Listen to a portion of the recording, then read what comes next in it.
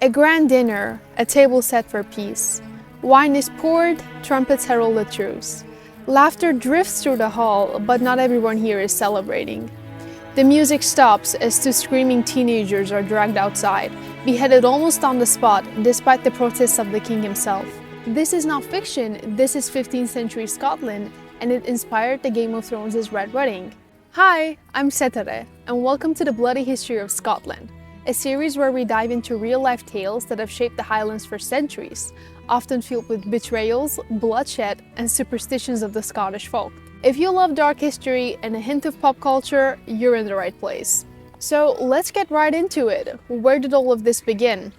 The year 1437, Scotland. A land of misted glens, towering mountains, and castles that perch like hawks over the lowlands. The country is ruled by a young king, James II. The brutal assassination of King James I and his stewards plunged Scotland into a period of intense instability.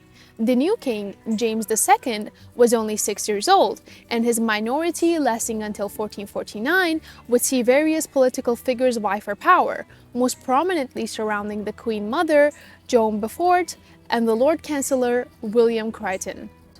Among these was Archibald Douglas, 5th Earl of Douglas, leader of the Black Douglases, easily the most powerful and important noble dynasty in the late medieval Scotland and regent during the king's minority. The Douglases rose to prominence in the early 14th century as royal supporters of Robert the Bruce, ever expanding their lands and power.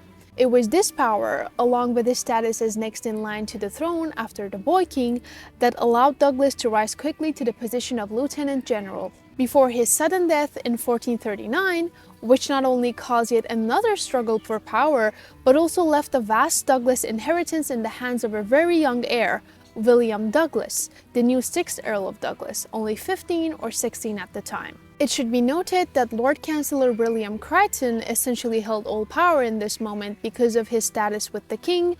He almost held him unofficially as hostage. Now that we know who the Douglases were and who ruled the country, let's skip forward to 1440. The Douglas brothers, William and David, William being 16 and David only 12 at the time, are unexpectedly invited to dine with the king, James II, in Edinburgh Castle. They are promised safe passage as was customary. The feast begins. William and David sit at the high table with King James II opposite them, enjoying each other's company. It is said that the king was quite fond of the boys. Wine and laughter and music flow as the boys have delicate sweetmeats and the courses begin to be served. Yet despite all the joy, Lord Chancellor Crichton and Sir Alexander Livingston stand at the day, eyes as cold as the northern wind. As the main course is being served, the jolly excitement in the hall suddenly turns into an ominous silence, as the court realizes what is approaching the head table. The music dies, and the head of a black bull is placed in front of the brothers, who almost immediately come into realization of their fate. They know this is no token of honor, this is the herald of execution. For the head of a black bull only has one meaning in Scotland, and that is death. Helpless and their screams ignored, the boys are dragged outside, where they are given a mock trial, being accused and found guilty of treason against the crown. They get beheaded on Castle Hill, to the misery of the king, who is said to have protested loudly to no avail. The only account of the events that we possess from the time is the Auchinleck Chronicle, which describes the event with minimum detail. Earl William Douglas, Archibald's son, being less than 18 years of age, and his brother David Douglas, and was put to death at Edinburgh, and Malcolm Fleming of Baker was put to death in the same place within 3 days after. It only notes that the Douglas brothers were put to death, giving no hint of how it actually happened or what the exact charges were. Subsequent chronicles, however, greatly embellished this bare-bones narrative, suggesting that Crichton himself placed a bull's head on the table, or rather a boar's head, while this ominous drumbeat was playing in the background. As brutal and shocking as their deaths are to us today, they were received no differently back in medieval Scotland.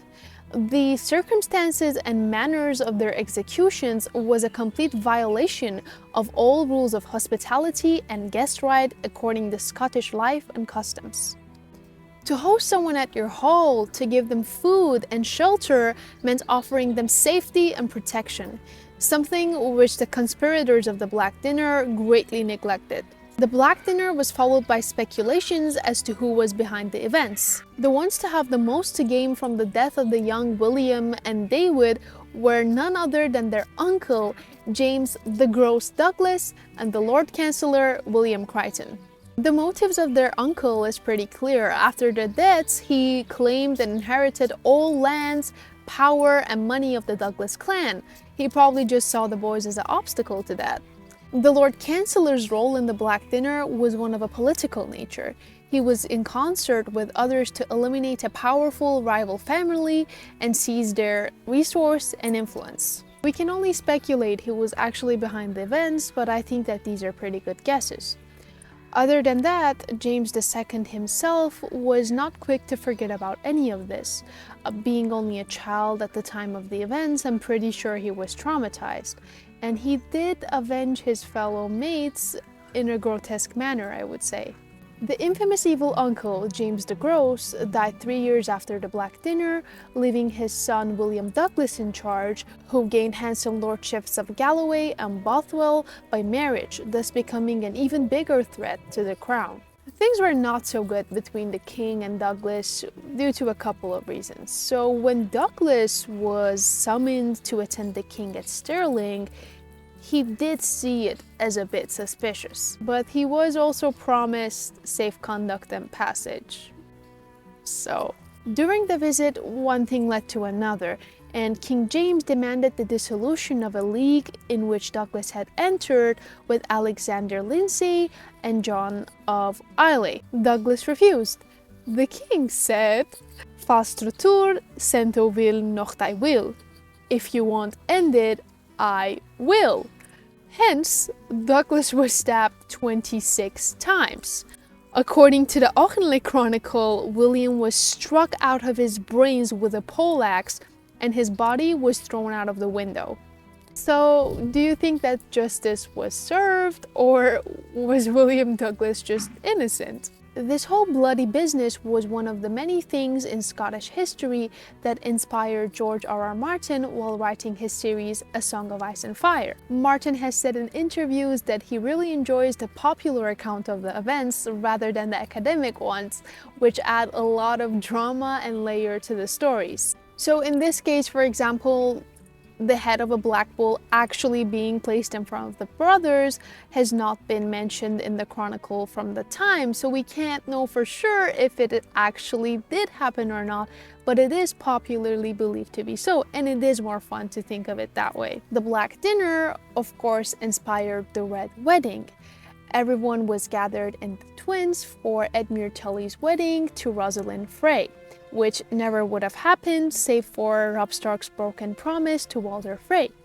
The musicians start playing the infamous Lannister song, The Rains of Castamere, and then all hell breaks loose. All of the Stark men, Robb Stark himself, his mother Catelyn Stark, his wife and unborn child in the series, as well as his great dire wolf Grey Wind, are cold-bloodedly slaughtered by the Freys and the Boltons, who are in league with Tywin Lannister. It is definitely one of the most heartbreaking and brutal episodes of the show, and apparently George R.R. Martin skipped writing it when he was writing his book A Storm of Swords. He only circled back to it after all of the other chapters were done. Why is Scottish history so haunting and bloody almost all of the time? Is it the landscape, the misty moors, craggy rock faces, or the relentless struggle for power among the clans? In any case, blood, betrayal, and superstition swirl like a dark fog over every nasty event in Scottish history. In the next episode of the Bloody History of Scotland, we will travel to 1746, Culloden Moor, where the Jacobites fought for the noble cause one last time. If you thought the Black Dinner was bloody, just wait until you see the heather turned crimson at Culloden. Thank you for watching my video. If you liked this journey into the shadows of Scottish history, make sure to give it a thumbs up, share it with your fellow history buffs, and let me know in the comments which dark chapter should we uncover next. See you next time. Bye! Bloodshed. What the f- No, please! Oh my god! No! No! What the flip was that?